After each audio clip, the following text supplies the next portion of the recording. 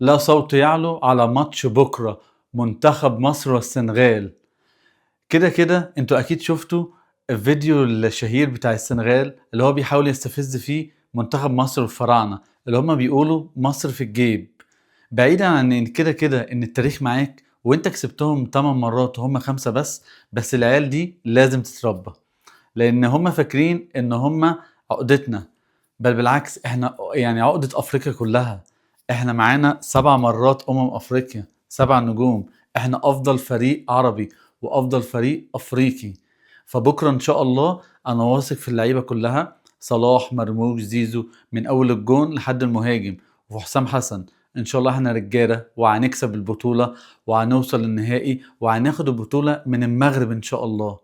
فخليكوا واثقين في نفسكوا، لان انتوا اجمد فريق في البطوله، اجمد فريق في افريقيا كلها. بصوا على السبع نجوم دول وانتوا تعرفوا منتخب مصر ان شاء الله هياخد بكره كل حاجه، وهيكسب وهيكسر السنغال كلها. انتوا بس صدقوا نفسكوا وصدقوني، صدقوا ان انتوا منتخب مصر، وبص على التيشيرت ده وبص على النجوم دي وانت تعرف احنا عقدة افريقيا كلها يا جماعة. احنا افضل فريق عربي وافضل فريق افريقي.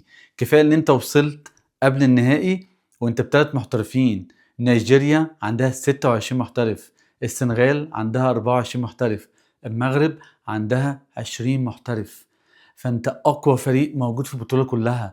انا واثق في اللعيبة كلها، وعندي ايمان غيبي كده ان احنا مش هنعدي بكره بس، احنا هنكسر السنغال ونلغي تاريخها وهناخد البطوله ان شاء الله من المغرب.